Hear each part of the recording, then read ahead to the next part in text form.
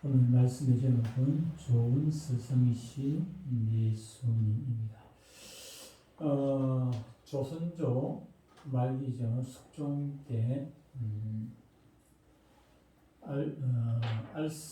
알성 문과가 문과이죠. 알성 독재 우리 노래 부르는 알성이 뭔지는 잘 모르겠는데 제가 찾아보지 않았는데 알성 문과에 급제를 한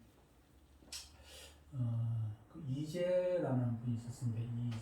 이재라는 분이 숙종 때 문과에 급제를 했는데 그 다음에 숙종 다음에 경종 때 도승지까지 하고 또 이조가 아니고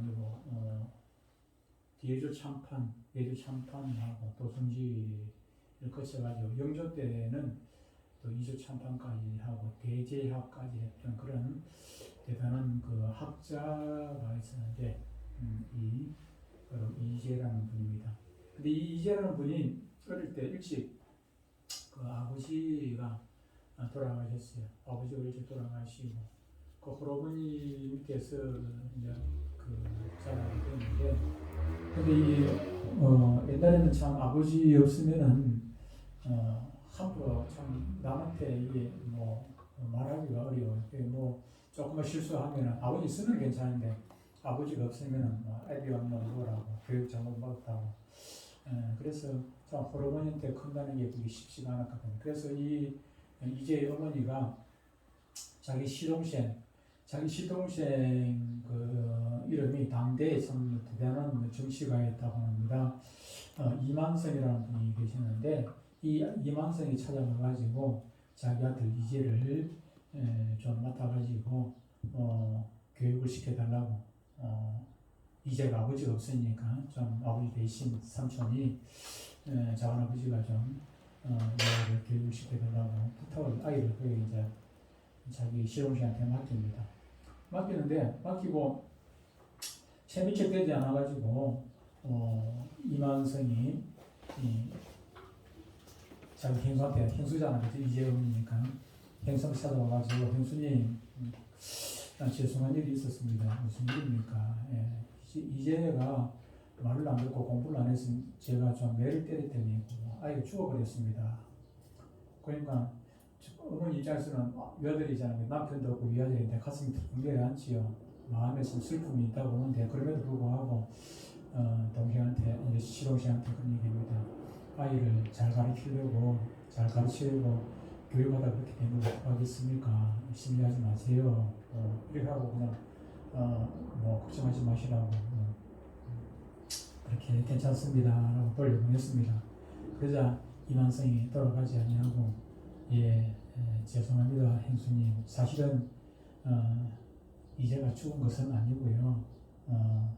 형수님이 나를 얼마나 믿고 이제를 나한테 맡기는지 제가 시험을 한번 해봤습니다. 그럼 스승한테 모든 걸 맡겨야지. 요즘 뭐 스승한테 뭐 학교 선생님한테 아이들 참 믿고 그렇게 맡길 만한 선생님이 없습니다. 그래서 그 이만성이 자기 조카 이제를 그렇게 자기 친아들 이상으로 그렇게 참 혹독하게 훈련을 시켰겠죠. 그래서 이렇게 훌륭한 아버지가 없는 이제였지만은 훌륭한 대제까지 오르고 또 이수천평까지 오르는 훌륭한 그런 대학자가 되게 했다는 그런 얘기가 있습니다. 오늘은 스승의 주일이고 또 스승의 날이기도 합니다. 스승의 날은 이 땅 모든 스님들께 감사하는 그런 날이지요. 뭐 올해가 몇 주년인지 모르겠습니다만 원래는 오늘이 세종대왕 탄신일이라면서 15일이 그죠? 그래서 스승의 날을 세종대왕 탄신일로 이렇게 스승의 날로 정했다고 그런 얘기를 합니다만 어쨌든 국민들 보니까 이 김에 이쪽에 그런 거 있더만 저 장비도 보니까 다 해서 다 붙여놨더라고요. 중간중간 붙여가지고 스승님들께 감사한다고 붙여놨어요. 혹시나 또 정치적인 의도가 있는 것은 아닌가 그런 의심이 좀 들긴 해요. 작년에는 전에 나왔던 것 같은데 금년에만 볼 때도 유시하니까 지금 교육감 속하잖아요, 그죠? 그래서 이거 혹시나 또 그런 데 또 그런 거 있는 거 아닌가 하고 굉장히 의심이 나긴 하는데 어쨌든 간에 그뭐 잘못한 건 아니고 잘한 얘기는 합니다. 선생님들한테 위로해주고 격려해주고 축하해주고 감사는 또 인사를 해주고 하는 것. 전에는 옛날에는 그 학부모들이 직접 이렇게 뭐 선생님들한테 선물도 주고 옛날에는 뭐 양말도 사주고 뭐도 사주고 선생님들한테 그런 선물을 많이 해줬어요. 근데 이게 나중에 이제 뭐 치맛바람까지 막 확대가 되어지고 하니까 아예 막 금지를 시켜버리는데 이게 금지시키는 것도 참 문제가 있고 그렇다고 또 막 치맛바람을 이렇게 하는 것도 참 문제가 있기도 하고 다 이 장단점이 있어요. 이렇게 옛날에는 그래도 그렇게 양말 한쪽이라도 한 짝이라도 사드리고 이렇게 하니까 뭐 선생님에 대한 또 뭐 고마움이라도 이런 또 그런 게 유래가 있었는데 요즘은 그것마저 없으니까 그게 없으니까 또 이게 너무 더 삭막한 거 아닌가 그런 생각이 들기도 하는 것은 사실입니다.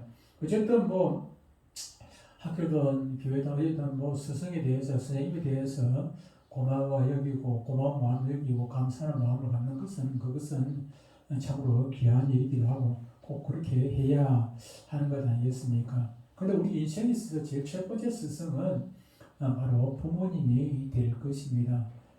태어나자마자 그때부터 부모는 아이를 은연중에 가르치게 되는 것입니다. 하나부터 열까지. 아이가 배우지 아니하면은 소와 돼지나 짐승하고 다를 바가 없어요. 사람이라고 해가지고 처음부터 우월한 것은 아닙니다. 배움을 통해 가지고 짐승보다 우월한 어떤 그런 것들을 행할 수가 있는 것이죠. 옛날에 과거에 인도였으니까만 그 늑대 소년이라고 있었습니다. 늑대 소년이라고 있었는데 어떻게 그 아이가 늑대로부터 그렇게 자라왔는지 늑대처럼 그렇게 자라왔는지 그거는 이유는 알 수가 없어요. 요즘 같은 뭐 DNA 검사하고 뭐 확인이 가능하지만은 과거의 일이기 때문에 아주 옛날 일이기 때문에 어떻게 되는지는 모르지만 늑대 소년은 늑대불에서 아이가 자라고 있었어요. 늑대하고 같이 그러다 보니까는 옷을 전혀 입지 못하고 옷도 아니고 아이가 늑대로부터 교육을 받고 자란 것입니다. 그러다 보니까 늑대처럼 이렇게 막 그 음식을 그런 걸 먹고 그렇게 자랐지요. 전혀 사람 말을 할 줄도 모르고. 근데 어쩌다가 그 이제 사람에게 발각이 돼가지고 붙잡아가지고 이렇게 이제 사람 교육 뒤늦게 이제 교육을 받고 그렇게 했는데 결국은 사람 무시 못하고 일찍 죽었다고 뭐 그런 얘기가 그때 제가 기억하면 그랬던 것 같습니다. 똑같은 사람인데 태어나기는 사람의 DNA를 가지고 태어났지만 유전자를 가지고 태어났지만 그러나 사람으로부터 교육을 받지 못하고 늑대로부터 교육을 받으니까 늑대처럼 행동하는 것입니다. 늑대처럼 뭡니까 닭석에 뭡니까 거의 백조입니까? 이게 알을 닭이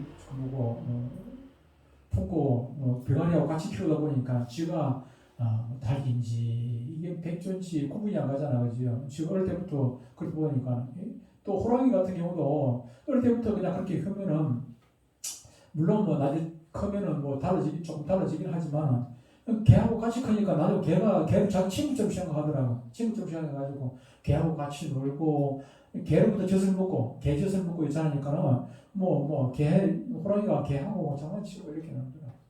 이게 부모로부터 교육받는 것이 그만큼 중요하다는 것입니다. 사람이 되기 위해 가지고는 이 사람으로부터 교육을 받아야 되고 부모가 어떻게 아이를 잘 가르치는가 따라 가지고 그 아이의 장래가 달라지게 되는 것이죠. 학교 교육은 나중이지 않습니까? 첫 번째 이 땅에서 제일 첫 번째 스승은 부모가 되겠고 또 목회자도 스승이 되겠죠. 우리 목회자는 목회자를 통해서 우리는 목회자를 통해서 영적인 진리를 배우게 됩니다. 또한 교회 선생님도 반드시 기억해야 할 그런 스승입니다. 그런 말이 있죠. 세 사람이 걸어가면 그 중에 한 사람은 반드시 스승이 있다. 그런 얘기가 있습니다만 우리는 꼭 학교 선생님이나 목회자나 교회 선생님이나 그런 선생님이라는 소리를 듣는 그런 사람이 아니라 할지라도 사람이 모이면은 나 역시도 누군가에게 스승이 될 수가 있고 나 역시도 누군가에게 누군가의 제자가 될 수 있는 것입니다. 나이가 많아서 스승이고 나이가 적어서 제자가 아니라 오히려 또 나이가 적은 스승일 수도 있고 나이가 많은 제자일 수도 있는 것이죠.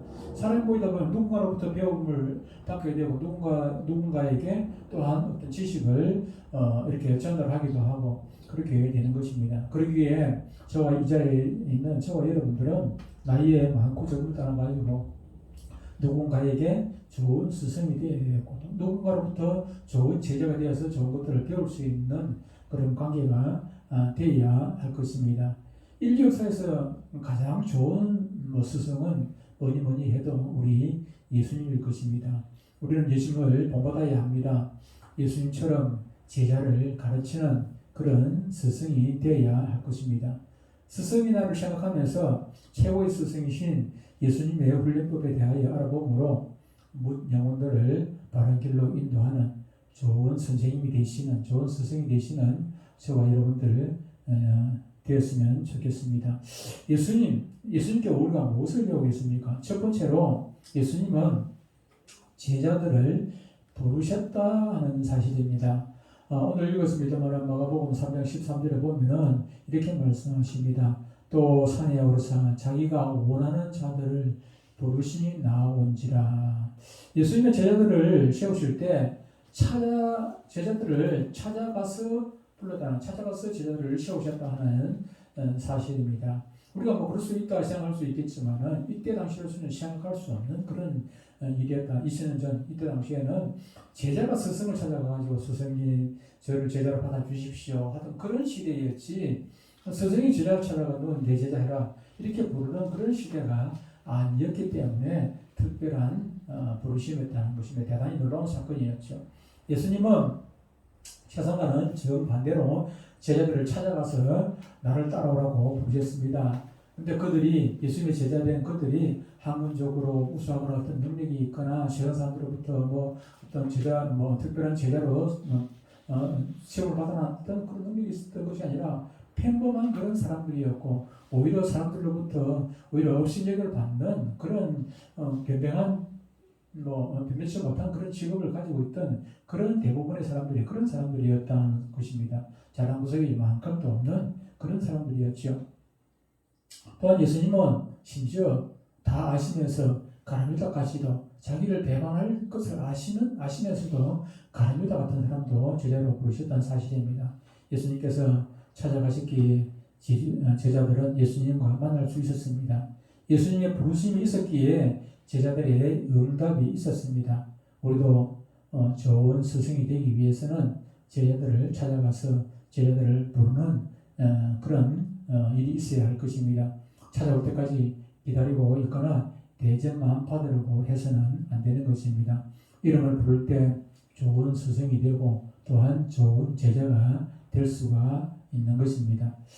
아이들의 이름, 가족의 이름, 새 가족의 이름을 부르면서 기도하고 또 그들을 찾아가가지고 그들이 안 나오도록 찾아가서 형편을 물어보고 이렇게 관심을 가져주고 하는 그런 스승이 참 좋은 스승이 아니겠는가 그런 생각을 해봅니다. 제가 직접 요즘 찾아가서 만나보고 그러지는 못합니다만 제가 새벽기도 때 아침으로 기도할 때 지금도 빠지지 않고 기도한 아이들이 제가 계산은 세어보진 않았습니다만은 모르긴 해도 한 몇십 명은 30-40명은 될 것 같아요. 30-40명은 넘치죠. 한 40-50명, 한 50명은 안 되겠나.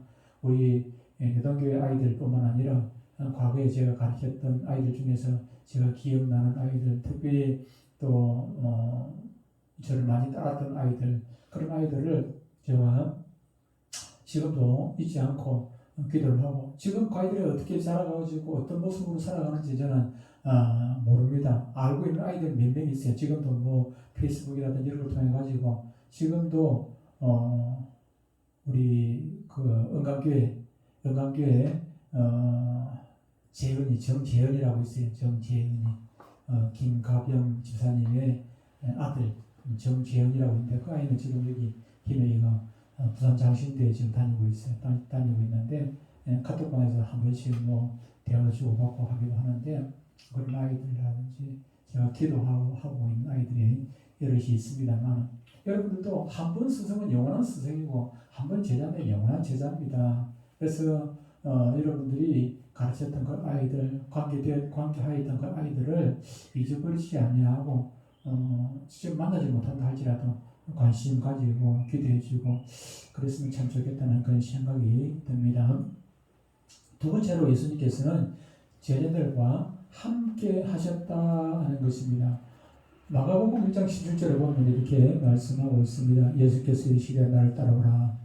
내가 너희로 사람을 낚는 어부가 되게 하리라 하시니, 사람을 낚는 어부가 되게 하겠다고 그렇게 약속을 하셨습니다. 사실 저희들이 예수님을 따를 때 자신들이 소중하게 여기는 것들 모든 것들 다 버리고 예수님을 따랐습니다. 야고보와 요한을 부르실 때는 어떻게 했습니까? 그들은 아버지하고 배에 그물을 깃고 있어서 그물을 깃고 있는데 예수님께서 나를 따르느라 그러니까 성경 보니까 뭐라고 말씀하냐면은 아버지와 배를 버려두고 예수님을 따랐다. 아버지와 배를 모든 것을 다 포기했다는 얘기입니다. 예수님을 따를 때 그죠? 자신들이 소중하게 여겼던 것들을 다 버리고 예수님을 따른다는 것은 엄청난 대가를 지불을 하고 예수님의 제자가 된 것입니다. 그럼에도 불구하고 예수님께서는 그들에게 아무것도 주지 않으셨습니다. 마가복음 3장 14절에 이렇게 말씀합니다. 이 12를 세우셨으니 이는 자기와 뭐 하고요? 함께 있게 하시고 있습니다. 함께 있게 하셨습니다. 예수님께서는 아무것도 주지 않았지만 그럼에도 불구하고 예수님은 잘 먹고 저희들은 그냥 헐벗고 그런 것이 아니라 예수님과 같이 먹고 자고 있고 배우고 가르치고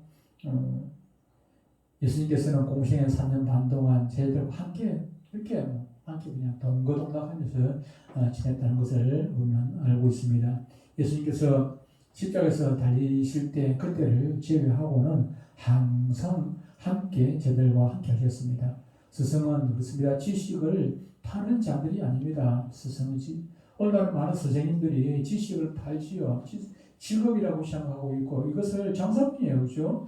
돈을 받고 내 지식을 파는 건 장사꾼이냐. 내가 월급을 받는 대신 지식을 그들에게 전달해 주니까 지식을 파는 장사꾼에 불과한 것이죠. 오늘날에. 그런데 좋은 지식이라는 저는 다행인데 옳지 않은 잘못된 지식들을 전하니까 좋은 바른 지식도 있습니다. 10가지 중에 9가지는 바른 지식이고 그 중에 한 가지가 잘못된 지식을 전해가지고 영적으로 문제가 되는 그 지식을 전하다 보니까 아이들이 요즘 아이들이 지식으로는 그냥 풍족한데 학교 교육이 그런 것이에요. 공교육이라는 것이 그냥 지식 교육에 지나지 않다 보니까 아이들의 머리는 커가지고 똑똑하기는 얼마나 똑똑합니까? 세계에서 우리나라처럼 똑똑한 사람들이 어디 있습니까? 똑똑하기는 엄청나게 똑똑한데 유대인들보다 어떻게 보면 더 똑똑해요. 근데 유대인들은 자랄 때부터 지지난주에 얘기했습니다만 자랄 때부터 이게 생활 교육을 받고 하나님밖에 모르는 그런 사람, 오직 하나님입니다. 그래서 그들은 하나님의 도우심 가운데서 그들이 세상 가운데서 정말로 특별한 민족으로 이렇게 있지만, 그리고 우리나라 사람들은 교육을 받기는 많이 받는데 세상 다른 나라에 어느 나라에도 우리나라처럼 학교가 많은 나라가 어디 있겠습니까? 교육 받기는 많이 받는데 그 중에 인성에 대한 교육을 제대로 안 받다 보니까 지식으로만 커지고 인성은 문제가 생긴 것이죠. 그래서 선생은 많은데 참 스승은 없는 시대에 우리가 살아가고 있는 것 같습니다.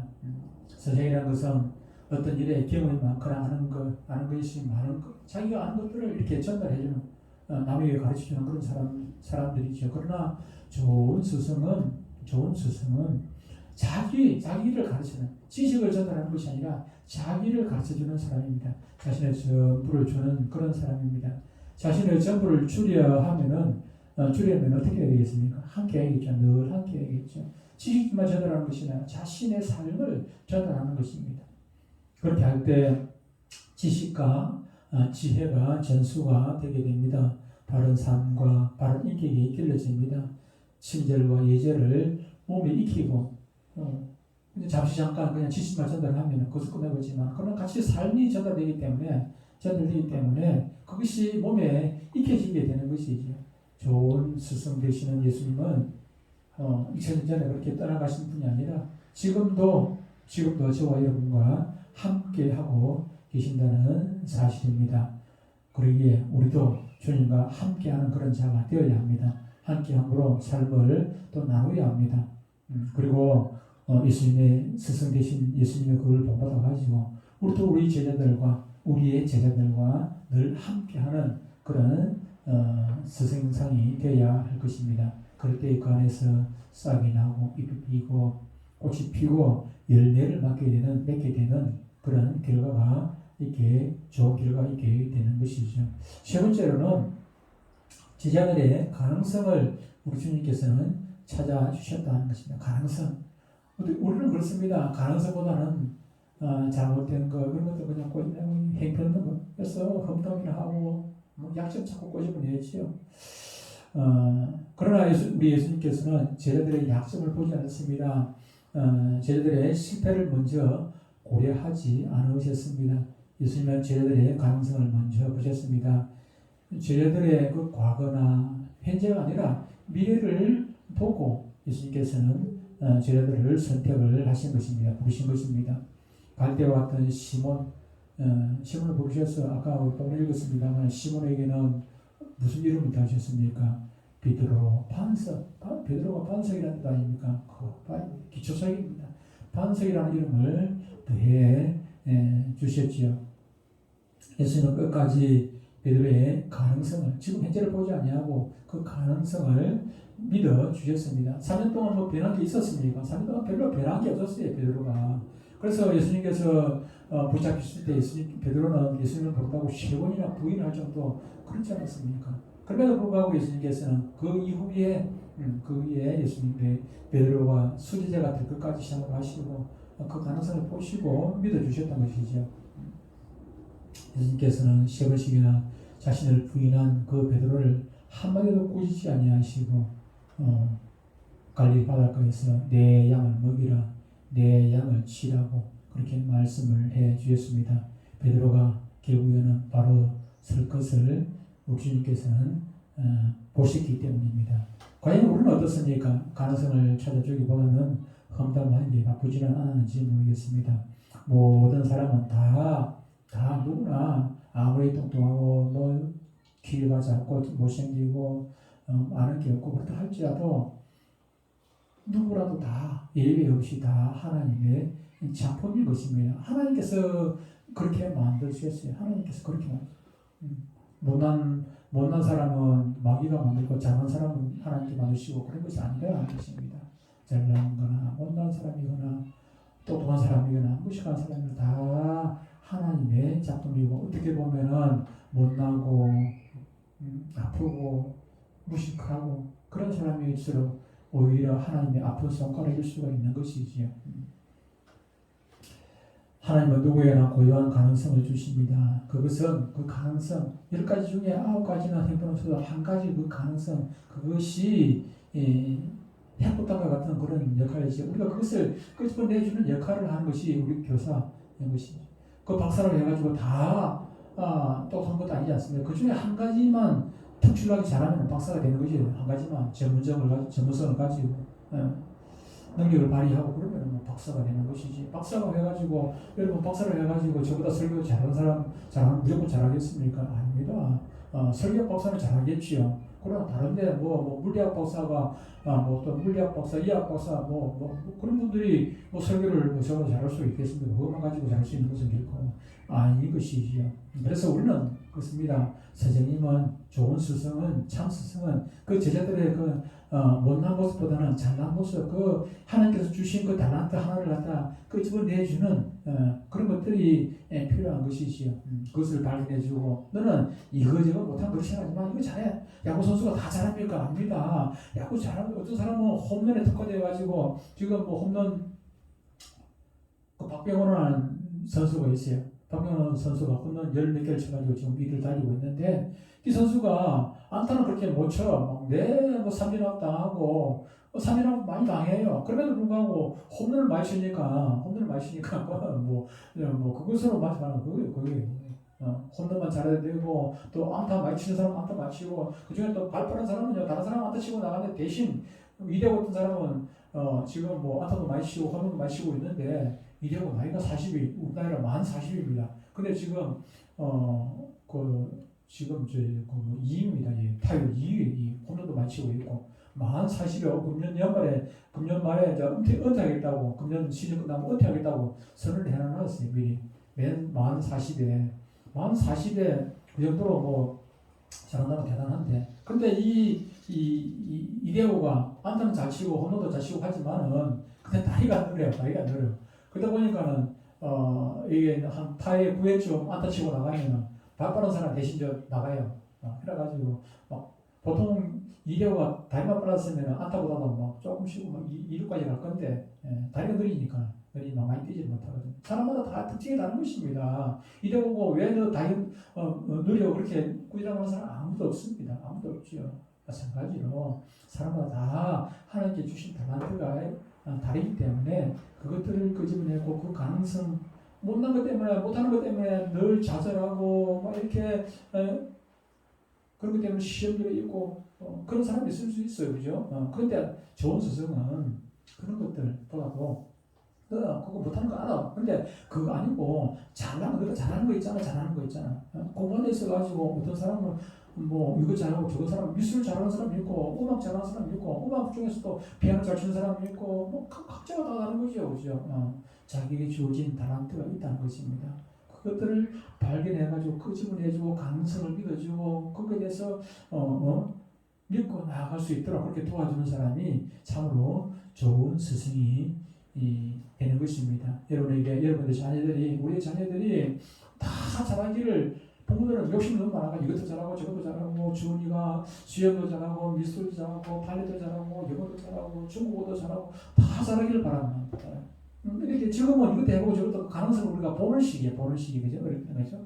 이것도 해보고 저것도 해보고 그러다가 어느 부분에 하나님께 주신 달란트가 있어가지고 이것을 잘하면은 왜 그거 해? 너는 앞으로 법대 가가지고 너는 판사 돼야 돼, 검사 돼야 돼. 아니 미술 잘하는 아이들한테 판사들이라고 하면 되겠습니까? 검사들이라고 하면 되겠습니까? 그 하다 보면 중간에 포기하고 말아버리는 것이죠. 이것도 안 되고 저것도 안 되고 아무것도 못하게 되는 것이죠.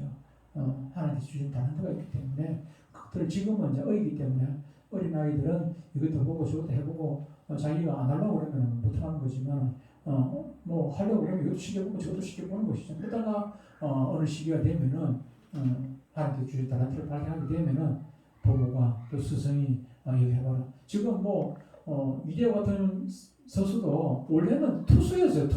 롯데 투수였거든요. 그런데 이 당시에 감독이 양상훈 감독이는 모르겠어요. 감독이 너 투수하지 말고 타자해라. 그래가 타자로 전향했는데 이렇게 뭐 잘 될 줄 몰랐지요. 이렇게 타자로 전향해라. 타자로 해가지고 그 좋은 수준이잖아요. 지금도 뭐 양상훈 감독은 키가 작아요. 키가 작은데 이대호 키가 크잖아요. 며칠 전에도 보니까 그 사진에 하나 보니까 이대호가 양상훈 감독한테 더 안기는 모습 보니 나이가 40 넘어가지고 감독한테 가서 안기고 이러는 거 보니까요. 얼마나 뭐 귀여워 보일지 모르겠어요. 얼마나 고맙겠어요. 그 감독이 자기의 그 가능성을 보고 장점을 보고 너 투사하지 마 감독 이제 뭐 투사하지 말고 타자 해봐. 그래가지고 이렇게 됐으니까는 뭐 타자 해가 돈도 얼마나 많이 벌었습니다. 돈도 일본 가가지고 뭐 한국에서 그런 사람 있습니까? 일본 가가지고 일본 그 제대 실제 MVP 받았어요. MVP 그래서 MVP 일본 선수 제껴놓고 이대로 가가지고 MVP 받았단 말이에요. 상 받았단 말이에요. 그래도 일본도 가서 활약을 했죠. 미국 가서도 뭐 만만치 않은 실력을 발휘하고 활약을 했지요. 그러고 난 다음에 한국 다시 돌아왔단 말이에요. 그럼에도 불구하고 지금 나이 40에 지금 뭐 타율이 지금 4할이 다 돼가는데 얼마나 잘 치는지 모릅니다. 근데 그렇게 했으니까 그 좋은 스승이 있었음으로 말미암아 오늘날에 이대하고 있은 것이거든요. 여러분에게도 그런 스승이 되어야 한다는 것입니다. 부모가 또 교회 선생님이 우리 아이들을 그렇게 좋은 점을 가능성을 발견해주고 찾아주는 것 꼭 여러분들에게 필요하다. 네 번째로 제자들을 가르쳤습니다. 발견만 해놓고 가만 안 하면 되겠습니까? 예수님의 공생의 3대 사역 중 하나는 바로 가르치는 것이었습니다. 예수님의 가르침은 모든 이들에게 열려 있었습니다. 누구나 다 예수님의 말씀을 들을 수 있었죠. 그러나 누구나 다 들을 수 있었지만 누구나 그 성경 말씀의 비밀을 깨달아 알 수 있었던 것은 아닙니다. 예수님은 제자들만 따로 가르쳐주죠. 옥토바 비유에서도 사람들이 이해를 못하는데 제자들도 이해를 못했어요. 제자들도 이해를 못했는데 제자들을 따로 불러가지고 그것이 좋은 밭이라는 것이 무엇인지 또 자갈밭이 무엇인지 돌짝밭이 무엇인지 가시밭이 무엇인지 이런 것들을 길가밭이 무엇인지 이런 것들을 설명을 해주고 씨가 무엇인지 설명을 다시 해주고 그렇게 했던 것이죠. 예수님의 모든 부분들 심지어 예수님의 고난까지도 제자들에게 가르쳐 주셨지요. 다섯 번째 제자들에게 사명을 주셨다는 것입니다. 그렇습니다. 아무리 많은 지식을 가르쳐주고 좋은 것들을 가르쳤다 할지라도 사명이 없으면 제자들로서는 그 좋은 제자가 결코 될 수가 없습니다. 내가 이 지식을 배워가지고 이 선생님한테 이걸 배워가지고 내가 어디다 써볼 것인지를 알아야죠. 지식이라는 것은 배운다는 것은 써먹을 때가 있는 것을 알고 배워야 잘 배우게 되는 것인데 이걸 우리가 써먹을 건데 뭐 그것도 모르고 하면 억지로 배우게 돼요. 억지로 배우게 되지 않겠습니까? 배워놔 나중에 다 쓸 때가 있어. 그래가지고 되는 건 아니에요. 제자들에게 사명을 주셨습니다. 예수님께서는 마가복음 3장 14절에서 사명을 주십니다. 열두를 세우시니 이런 자기와 함께 있게 하시고 또 어떻게 해요? 보내서 전도도 하며 그렇게 전도하며 실제로 사명을 감당하도록 그렇게 하셨습니다. 이때 인간적으로 의지할 것은 다 내려놓도록 했습니다. 너 다닐 때 돈도 가지지 마라, 신발도 가지지 마라, 옷도 가지지 마라, 지팡이도 가지지 마라. 아까 우리 그랬습니다만은 지금 당장 필요한 것만 가지고 가고 내일 먹을 거, 입을 거, 마실 거 그런 거 걱정하지 마라. 그렇습니다. 하나님께서는요 우리의 모든 것들을 다 아십니다. 하나님께서 맡기고 내가 옥에 갇혔을 때 무슨 말을 할까 그것도 걱정하지 마라. 성령께서 가르쳐 주실 것이다. 그렇게 했어요. 우리는 사명자는 그렇습니다. 세상 앞에 가만히 앉아 있는 것이 아니라 하나님께서 부르시는 곳에 나아가가지고 그 일을 하는 것이 우리가 해야 할 일이거든요. 그 사명이 아니지 않습니까? 사명인 것입니다. 사명은요, 사명이라는 뜻은 임금님의 명령이라는 뜻입니다. 임금님의 명령. 임금님께서 보내실 때 사명을 주가지고 보내지 않습니까? 아명에서 보낼 때 그냥 아무데나 그냥 관광 가듯이 너 그냥 나가봐라 그런 게 아니고 어떤 목적을 가지고 아명에서를 보낸단 말이에요.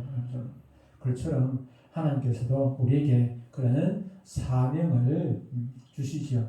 여섯 번째, 제자들에게 능력을 주셨습니다. 사명을 주는데 능력도 안 주고 하면 되겠습니까? 암행의사를 보내는데 암행의사의 어떤 마표도 없이 그냥 보내면 감당은 되겠습니까? 감당이 안 되지 않겠습니까? 그죠? 그래가지고 암행의사라고 나갔는데 혼자 지금 나갔다가 그냥 골원한테 맞아 죽으라고 잡혀들어가지고 오히려 그러면 안 되죠. 군사도 보내주고 어떤 능력도 주고 이렇게 해야 되는 거죠. 그렇게 해가지고 암에서 나가면은 골원이 그냥 벌벌 떨고 물을 붓고 그래야 되죠. 그런 능력을 줘야 될 것 아니겠습니까? 마찬가지입니다. 예수님께서도 제자들에게 사명을 주고 보내면서 능력을 주었습니다. 마가복음 3장 15절에 이렇게 말씀합니다. 귀신을 내쫓는 권능도 가지게 하려 하심이라. 그렇게 말씀을 했습니다. 제자들은 또 성령의 능력으로 충만했지요. 오순절 성령이 임하고 난 뒤에 그때부터 제자들에게 능력이 임해가지고 예수님께서 하시던 그 일들을 제자들이 막 그냥 해왔던 것을 우리가 알게 됩니다. 제자들은 큰 능력으로 큰 역사를 사실은 이루게 됩니다. 그들은 작은 숫자였지만 능력이 있는 작은 숫자였어요. 능력이 있다 보니까 수많은 베드로가 설교하니까 수천 명이 그냥 우집을 수천 명이 그냥 회개하고 세례를 받고 그래서 예루살렘 교회가 크게 부흥을 하게 되고 그런 것들을 보게 되죠. 저희들은 비록 12명이었지만 그 12명이 적은 숫자지 않습니까? 적은 숫자지만 얼마나 큰 일들을 예수님께서 그들에게 맡기실 때 땅끝까지 이르라. 땅끝이 이스라엘만 얘기한 거 아니었습니까? 온 세계 땅끝까지 이르라. 내 증인이 되라. 오직 성령이 너에게 임하시면 성령이 너에게 임하시면 그 성령으로부터 권능을 받고 예루살렘과 온 유대와 사마리아 땅 끝까지 이르러 예수님께서 사명을 주실 때 권능을 주셨더라, 능력을 주셨더라 는 것입니다. 예수님은 3년 반 동안 제자들을 훈련하셨습니다. 승천하실 때에는 더 강하게 훈련을 하셨습니다. 나가다락방에서 기약도 없는 기도 훈련을 그렇게 시키셨습니다. 내가 언제 오겠다 그렇게 한 것이 아니고 돌아오겠다고 얘기를 했지 성령을 주시겠다고 말씀했지 언제 뭐 10일 후에 주겠다 그렇게 미리 약속한 건 아니었습니다. 그러니까 그걸 모르니까 나가다락방에 숨 앉아가지고 그냥 막 기도했습니다. 언제 오실지도 모르는 주님 성령만 그냥 기다리고 기도만 하고 있었습니다. 그 결과 그들은 결국엔 놀라운 능력을 받게 했고 성령으로 충만해서 귀한 일들을 감당했던 것을 보게 됩니다.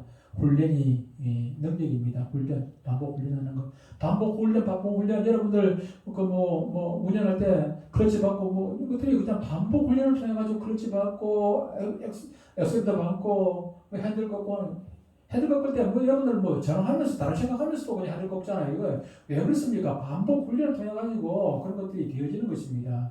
우리의 삶도 마찬가지입니다. 또 한 번 듣고 거기서 끊어버리면은 돌아서면 잊어버리고 알아요. 반복 훈련. 설교도 마찬가지입니다. 제가 그래서 일반적인 설교는 그렇지 않습니다만은 교리적인 설교는 저는 반복해서 하기를 원합니다. 그래서 특히 우리 주일학교 같은 경우 반복해서 하죠. 십계명, 사도신경, 주기도문 그리고 또 교리설교도 1년 동안 하는 거 이런 것들을 반복해서 쭉 하게 되는데 하고 또 하고 듣고 또 듣고 그러다 보면 그것이 어느 순간인가 내 것이 되어지는 것이죠. 어쨌든 제자들에게 그런 능력들을 우리 예수님께서는 주시고 최고의 능력 있는 제자들로 그렇게 세워줬던 것을 보게 됩니다. 예수님은 참으로 좋으신 스승이십니다. 예수님은 삶으로 가르치셨습니다. 제자들에게 예수님의 삶 전부를 보여주셨습니다. 우리 모두 예수님처럼 좋은 스승이 되어야 하지 않겠습니까? 우리의 삶이 누군가에게 감동이 되도록 해야 합니다. 나쁜 선생은 지식만 가르치고 또 보통 선생은 자기의 삶을 행동으로 가르치는데 우수한 교사는 감동으로 가르친다고 얘기를 합니다. 감동이 있는 삶, 감동이 되게 되면 그걸 오래도록 기억을 하는 것입니다. 감동이 되면은 한 번 봐도 두 번 들어도 듣고 그것이 감동이 되지만 오래 기억이 되고 그것이 내가 또 그대로 실천하게 되는 그런 동기부여가 되게 되는 것이지요. 감동이 있는 삶은 상대의 삶을 또한 변화시키게 됩니다. 우리 모두 감동을 주는 좋은 스승. 그래서 많은 사람을 가르치지 않더라도 나를 통해 가지고 나의 자녀들이 우리 교회 학교 아이들이 내 주위의 직원들이 친구들이 친구라 해가지고 제자가 되지 말라는 법이 없지 않습니까? 친구들이 누구나도 나를 아는 사람들이 나를 통해 가지고 좋은 것들을 배우고 정말로 하나님의 귀한 일꾼들로 나아가는 그런 은혜가 있기를 주님 축복합니다. 기도합니다.